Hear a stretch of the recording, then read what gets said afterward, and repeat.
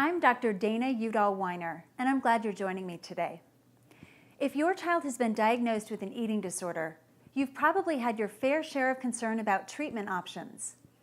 Some of you may feel overwhelmed by the possibilities, especially if you live in a large metropolitan area with a high concentration of mental health and medical professionals. Or you might find yourself facing the opposite problem, since many towns have few, if any, eating disorder professionals. But regardless of the resources at your disposal, you'll need accurate, up-to-date information in order to make informed decisions about your child's care. And that's what I'm going to provide you with today. In part one of this video, I'll go over the basics of eating disorder treatment and describe the settings in which it usually takes place.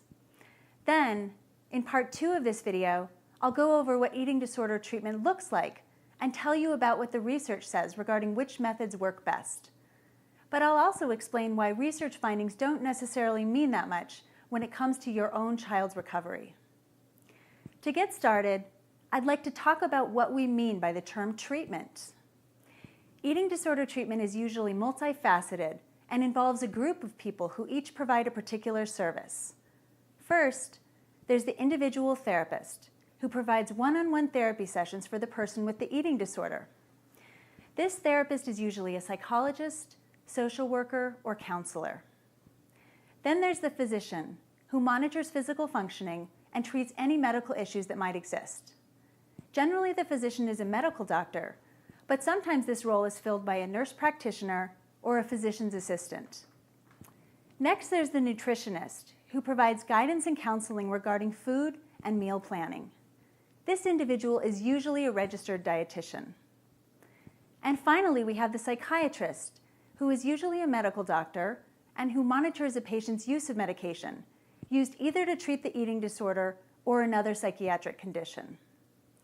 In addition, the treatment team often includes a family therapist who conducts family therapy sessions for the eating disordered individual and her family.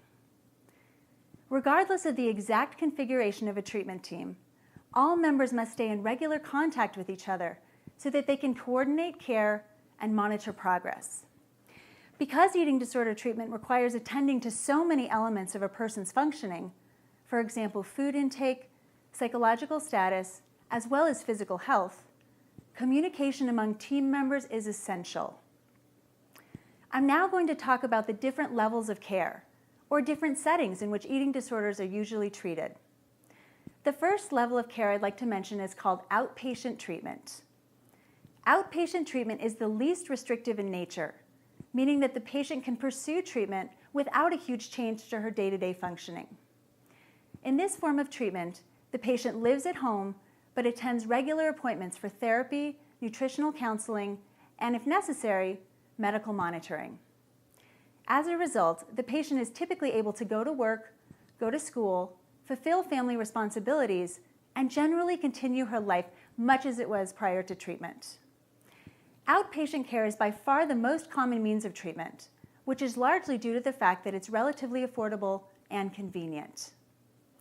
Although many people are able to make progress in outpatient treatment, there are others who require the additional structure and supervision that come with a higher level of care. Sometimes, this means that the patient needs to begin treatment through an intensive outpatient program, or IOP. IOPs provide more extensive treatment than what is offered through outpatient therapy, but the patient still lives at home.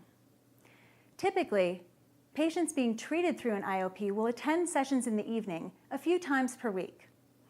This option is very attractive because it enables patients to continue at work or school while experiencing concentrated chunks of treatment, which are more intense and elaborate than outpatient treatment. IOPs are generally a good idea if someone isn't able to make progress in an outpatient setting, but is still medically stable enough to live at home and fulfill day-to-day responsibilities. Partial hospitalization programs, or PHPs, are the next least restrictive level of care. Patients enrolled in these programs may live at home if they live close to the treatment facility, or in treatment-affiliated housing if living at home is not an option. This format is ideal for many patients because it provides intense structure, supervision, and support during the day, while enabling patients to assume responsibility for themselves in the evenings. For this reason, PHPs can be used as a step-down when a patient is leaving a higher level of care, like a residential program, but is not yet ready to live on her own. PHPs can also be a great solution when inpatient care is considered unnecessary and outpatient care is insufficient. If your child hasn't been able to make progress in these less restrictive settings, or if she is psychologically unstable, medically unstable, or otherwise in need of round-the-clock assistance, the next step would be to consider inpatient or residential care. In both of these settings, the patient lives at the treatment facility and participates in a highly structured and comprehensive program. The most meaningful difference between these two settings involves the type of supervision and medical intervention provided.